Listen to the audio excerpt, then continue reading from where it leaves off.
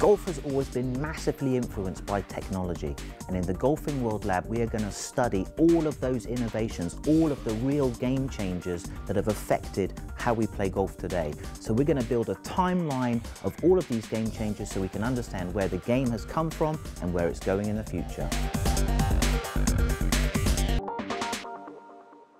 We're in the Golfing World Lab, and what we're trying to do is we're trying to discover all of those game changers. You know, we've seen how video cameras work and all of the technology to analyze your body and what happens in your swing, but the golf ball was a mystery up until 2004 when Trackman was developed. I'm joined by Tom Davies, working for Trackman operator and expert. Now, Tom, what have we got here?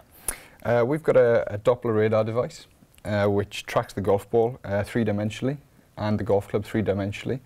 It was originally designed for missile technology, which actually tracked missiles which went out of the Earth's atmosphere.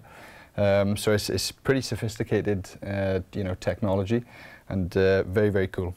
Okay, so I set this up, I hit a ball. This machine tracks not only what my club head does, sort of what its club face position is, angle of attack, the path that it's going on, but also what happened to the golf ball during the whole of its flight until it hits on the ground. Yeah, sure. Tracks it right from the the impact position until the ball stops. So 2004, it all kicks off. It's now a huge part of the research and development of every single manufacturer.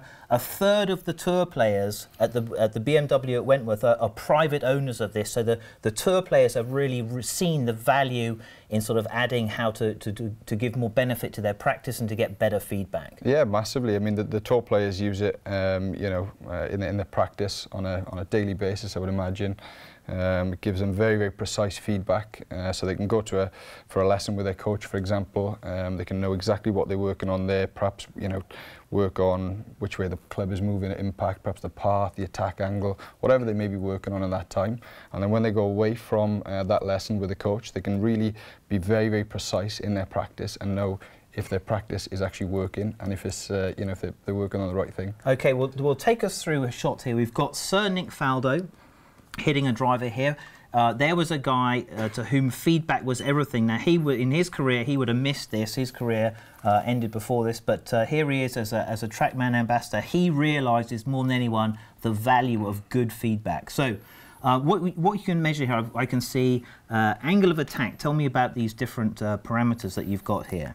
I mean, Trackman measures a variety of different parameters. If we start with the club head delivery data here, we've got on the screen attack angle, club path, club speed and face angle. So neutral is dead flat, positive is slightly up and negative slightly down. So here he is hitting a driver here. We see a positive angle of 0.4. What's the optimum around that? Well, it very much depends on your goals as a player. It depends on if you want to hit the ball potentially as far as you can, or whether you want to get a mix of distance and accuracy. What you'll see on the PGA Tour is the tour players have got an average attack angle of -1.3, which tends to be a little bit surprising for a lot of golfers, to see that the best players in the world are actually hitting down on the golf ball ever so slightly. And you've got to remember that these players have got a massive amount of club head speed, so distance is not necessarily something which they seek out and out, if you like. Whereas perhaps if you were to look at the long drive champions, their attack angle then would perhaps be +5, +6, even up to +10. We've seen it in the long drive championships. And what's the benefit? Why does a positive angle, sort of hitting up through your driver, give you so much more in terms of what happens to the ball? I mean, the attack angle will allow you to launch the ball at different launch angles and spin rates. And basically, to get maximum distance, you need to launch the ball really high with a low spin rate.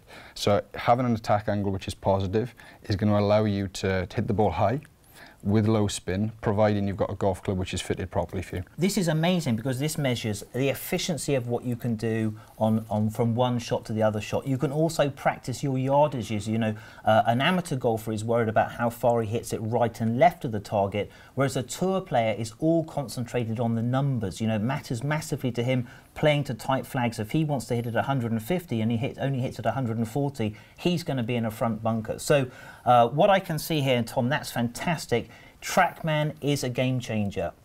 we can see exactly and precisely what happens to that golf ball from start to finish.